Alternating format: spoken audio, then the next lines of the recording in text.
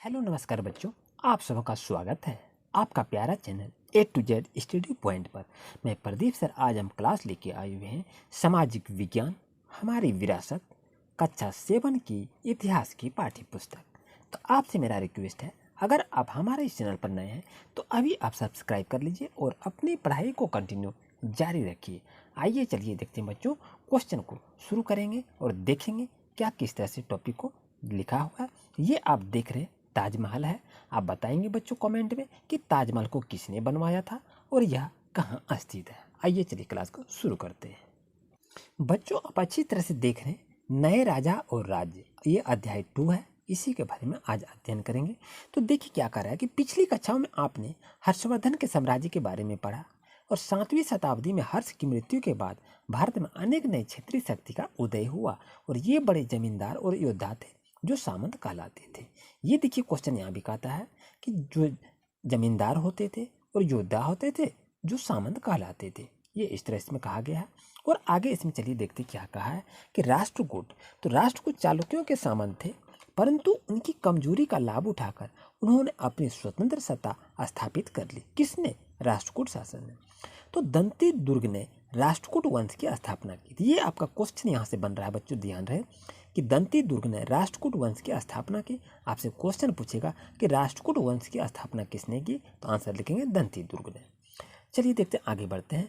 उसने मान्यखेत की अपनी राजधानी बनाई, यानी राष्ट्रकूट ने अपनी राजधानी कहाँ बनाई, तो मान्यखेत, याद रखेंगे। और उसने महाराज धीराज, परमेश्वर भट्टारक जैसी उपाधियां धारण की। किसने? दंती दुर्ग राजवंश ने।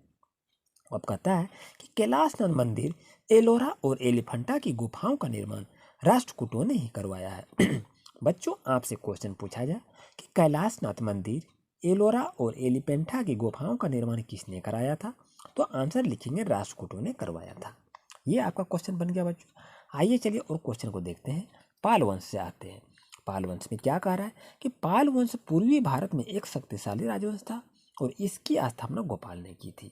तो आपसे पूछा जाए बच्चों कि पाल वंश के संस्थापक कौन थे, तो आंसर लिखेंगे गोपाल। आइए आगे चल रहे हैं कि पाल वंश राजवंश का विस्तार वर्तमान बिहार और बंगाल तक था। तो धर्मपाल के पुत्र देवपाल ने पाल वंश का विस्तार असम, उड़ीसा और नेपाल के कुछ क्षेत्रों तक किया, जो कि पाल वंश के शासक बौद्ध धर्म को मानने वाले थे। और पाल वंश के शासकों ने लगभग 400 वर्षों तक इसका शासन भी किया था। बच्चों इस तरह से देख रहे हैं, ये हमारे पुराने ज़माने में जब मुगल साम्राज्य का शासन था, तो उस समय ये इतिहास, ये भारतवर्ष में इस तरह से दर्शाया गया है। और ये देख रहे हैं क्या कर रहा है, ये 7वीं 12वीं शताब्दी के प्रमुख राज्य कैसे कैसे थे उसके बारे में ये बताया जा रहा है। और यहाँ से देख रहे हैं गुर्जर प्रतिहार वंश। तो यहाँ देखिए बच्चों, आइए आपको इम्पोर्टेंट टॉपिक लेकर चलते हैं और अंत में आपको क्वेश्चन आंसर भी करवाएंगे पूरी किताब का, यानी इसी टॉपिक से, इस सेकंड पार्ट से क्वेश्चन आंसर आप देखेंगे। तो ये देख रहे हैं आपका है गुर्जर प्रतिहार वंश है कि शासकों ने कन्नौज और पश्चिमी गंगा के मैदानी क्षेत्रों पर अधिकार के लिए संघर्ष करते थे। ये इसका कहानी लिखी हुई है, आप देख रहे हैं। और उसके बाद यहाँ क्या है, ये चोल शासक। तो ये चोल शासक से संबंधित यहाँ दिया हुआ है। आप अच्छी तरह से कहानी में इसे पढ़ सकते हैं अपने बुक में, और यहाँ भी इसके बारे में लिखी हुई है, आप अच्छी तरह से देख सकते हैं।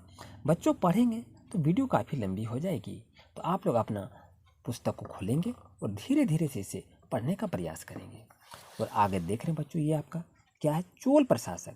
तो चोल प्रशासक जो होते थे, ये देखिए क्या करते, चोलों ने एक विशाल साम्राज्य की स्थापना के साथ साथ उसकी प्रशासन की भी समुचित व्यवस्था की, जो कि चोल साम्राज्य था काफ़ी ही अच्छा था। अब वो कह रहा कि स्थानीय स्वशासन, तो चोलों के स्थानीय स्वशासन की प्रणाली अनूठी थी। अन्य किसी भी भारतीय राज्य में ऐसी व्यवस्था देखने को नहीं मिलती थी। इस तरह से इसको देखें बच्चों, समझने में कोई प्रॉब्लम नहीं है। अब ये जो देख रहे हैं बच्चों, ये क्या है कि ये एक चोल कांस्य प्रतिमा है जो आपको दिखाई दे रहा है। ये उत्खनन से इसे प्राप्त किया गया है। अब देखिए अच्छी तरह से, चोलों में ब्राह्मण एवं वल्लभ शूद्र वर्ग के बड़े भूस्वामी का सर्वोच्च स्थान था। इसके अतिरिक्त क्या था, कुछ विशेष अधिकार प्राप्त वर्गों में कुलेंगे दक्षिण भुजा तथा इंडगई वाम भुजा थे। और इस तरह से इस कहानी को देखा जाता है कि सेना और जल खर्च करने का वहन भी उसी मंदिर के निर्माण के खर्च से किया जाता था। आइए बच्चों और आगे देख रहे हैं, ये क्या है आपका, देख रहे हैं तमिल एवं संस्कृत में लिखे ताम्रपत्र का एक संग्रह। ये संग्रह है ये तांबे के पत्थर पर ये लिखा जाता था, पुराने ज़माने का ये है। ऐसे ही वस्तु पर लिखाई जाती थी। अब यहाँ देख रहे हैं बच्चों, ये क्या है आपका गंगई कोंगचोलपुरम का ये मंदिर है। ये गंगई कोलचोलपुरम का मंदिर है, इसे अच्छी तरह से याद रखें। और ये देख रहे हैं बच्चों आपका क्या है, ये नटराज, अब जो दिखाई दे रहा है नटराज की एक प्रतिमा है, जो कि आपकी इतिहास पाठ्य पुस्तक में इसके बारे में अध्ययन करने के लिए कहा गया था, जो कि इसका स्थान भी काफ़ी महत्वपूर्ण रहता है। उम्मीद है बच्चों आज का क्लास आपके लिए काफ़ी यूजफुल रहा होगा। आइए चलिए क्वेश्चन आंसर कुछ देखते हैं। बच्चों यहाँ पर देखने आपका क्या है कि रिक्त स्थानों की पूर्ति कीजिए। तो आप अच्छी तरह से देख लें क्वेश्चन में क्या है और समझते हैं, और उसके बाद अपना नोट तैयार करेंगे। कहता है कि राष्ट्रकूट वंश का संस्थापक था, कौन था? तो आंसर लिखेंगे दंती दुर्ग। यहाँ क्या लिखा जाएगा? दंती दुर्ग, जो आपको दिखाई दे रहा है, तो लिखेंगे राष्ट्रकूट वंश का संस्थापक दंती दुर्ग था। दो में कि पाल वंश बौद्ध धर्म के अनुयायी थे, ये आप लिखेंगे। और थर्ड क्वेश्चन है कि चोल वंश का संस्थापक था, तो चोल वंश का संस्थापक कौन था? तो विजयालय था, इसे यहाँ लिखेंगे जो आपके सामने में दिखाई दे रहा है। फोर्थ क्वेश्चन है कि राजा महेंद्रपाल की शिलालेख झारखंड की किस जिले से प्राप्त हुई है?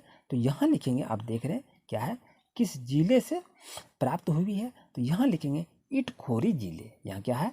इटखोरी जिले से प्राप्त हुई है। और क्वेश्चन यहाँ देख रहे हैं 5 नंबर में है, अच्छी तरह से देखें।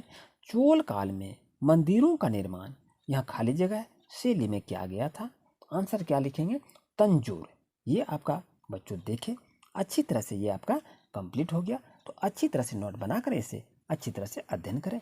और बच्चों चलिए आइए देखते हैं अब कुछ यहाँ क्वेश्चन आंसर जो लिखा है, ये क्वेश्चन आंसर इसके साथ करेंगे कि क्वेश्चन आंसर में लिखा है कौन कौन से राजवंश त्रिपक्षीय संघर्ष में शामिल थे, विक्रमशिला विश्वविद्यालय की स्थापना किसने और क्यों की, राष्ट्रकूट कैसे शक्तिशाली बने, और सामंत किसे कहा जाता था। तो चोल साम्राज्य के स्थानीय स्वशासन की क्या विशेषता थी। आइए चलिए 5 क्वेश्चन को हम लोग आंसर के साथ देखेंगे।